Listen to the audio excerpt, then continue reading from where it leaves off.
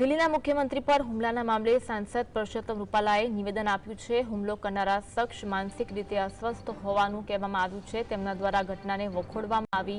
Rajkot હાઈકોર્ટની bench મળે તે મામલે પણ તેમણે નિવેદન આપ્યું। આ મામલે આજે વકીલ મંડળો સાથે તેમની બેઠક પણ છે। આ અંગે તેઓ આગળ રજૂઆત કરશે તેવું તેમના દ્વારા નિવેદન આપવામાં આવ્યું છે। હુમલો કરનાર શખ્સ માનસિક રીતે અસ્વસ્થ છે તેવું રૂપાલા દ્વારા નિવેદનમાં કહેવામાં આવ્યું છે। તેમના દ્વારા સમગ્ર ઘટનાને વખોડવામાં આવી છે। લાગે છે કે એ વિવાદને જે પ્રકારની જે માહિતી આવી છે એમાં એ વ્યક્તિ માનસિક રીતે અપસેટ હોય એવું પ્રથમ દ્રષ્ટિએ ધ્યાનમાં આવે છે। એટલે એને મારી દૃષ્ટિએ વ્યક્તિગત દોષમાં લઈ અને આવું થાય એ યોગ્ય નથી, એ વાત તો ખરી જ છે। પણ એમાં કંઈ બહુ પહેલું જે માણસનું વ્યક્તિત્વ જે પ્રકારે જાણકારીમાં આવ્યું છે એમાં કશું બહુ કહેવા જેવું નથી। આજ અંગે વધુ વાત કરીશું। સંવાદદાતા લકી અમારી સાથે લાઈવ જોડાયા છે। લકી, દિલ્હીના મુખ્યમંત્રી પર હુમલાનો સમગ્ર મામલો, તે મામલે સાંસદ પરસોત્તમ રૂપાલાએ નિવેદન આપ્યું છે, માહિતી આપશો।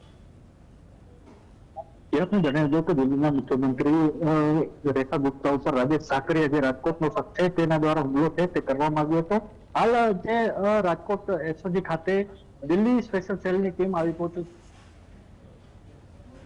તેના જે નજીકના લોકો કે તેની સાથે નાણાકીય વ્યવહાર કર્યા હોય અને તેની સાથે ફોન કોલમાં વાત કરી હોય તે તમામ જે એક મહિલા સહિત 4 જેટલા લોકોની અટકાયત કરીને તેને લઈ આવવામાં આવ્યા છે ને હાલ તો પૂછપરછ હાથ કરવામાં આવી છે। તો બીજી તરફ આ સમગ્ર મામલે સાંસદ પરસોત્તમ રૂપાલા દ્વારા નિવેદન આપવામાં આવ્યું છે। તેમના દ્વારા કહેવામાં આવ્યું છે કે પ્રાથમિક દ્રષ્ટિએ જોતા એવું લાગી રહ્યું છે કે રાજેશ સાકરિયા છે તે માનસિક રીતે અપસેટ હતો અને આ જે સમગ્ર ઘટના દ્વારા વખોડવામાં આવી હતી। એટલે ચોક્કસપણે હાલ તો જે દિલ્હી સ્પેશિયલ સેલની ટીમ દ્વારા પૂછપરછ કરવામાં આવી રહી છે તો અંદરથી એવી પણ માહિતી એક આવી છે કે એક જે વ્યક્તિને દિલ્હી પોલીસ છે તે રાજકોટથી અમદાવાદ અને અમદાવાદથી વાયા તે દિલ્હી ખાતે લઈ જવામાં આવશે અને તેની પૂછપરછ છે તે કરવામાં આવશે। એટલે ચોક્કસપણે હવે થોડી જ વારમાં જે તપાસ છે પૂછપરછ છે તે પૂર્ણ થઈ જશે।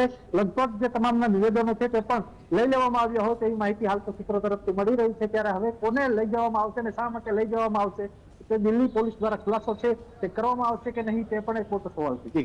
જી, આ સાથે રાજેશ સાકરિયાના મિત્રની પણ પૂછપરછ કરવામાં આવી હોવાની જાણકારી મળી રહી છે। નાણાંની કોઈ બાબત હતી તે અંગે અપડેટ જણાવશો।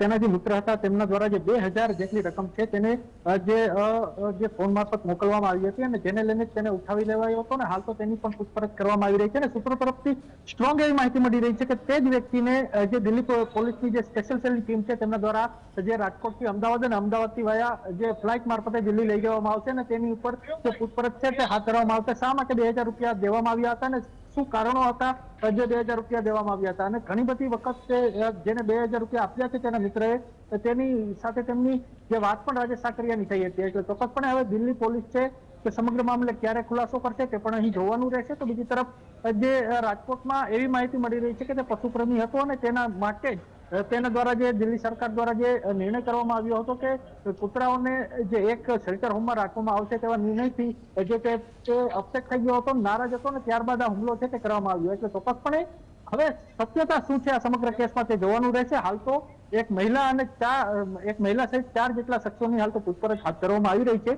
ત્યારે હવે તે પૂછપરછ પૂર્ણ થઈ ચૂકી છે તેવી હાલ તો વાત મળી રહી છે। જી, આભાર જોડાવા માટે અને માહિતી આપવા માટે।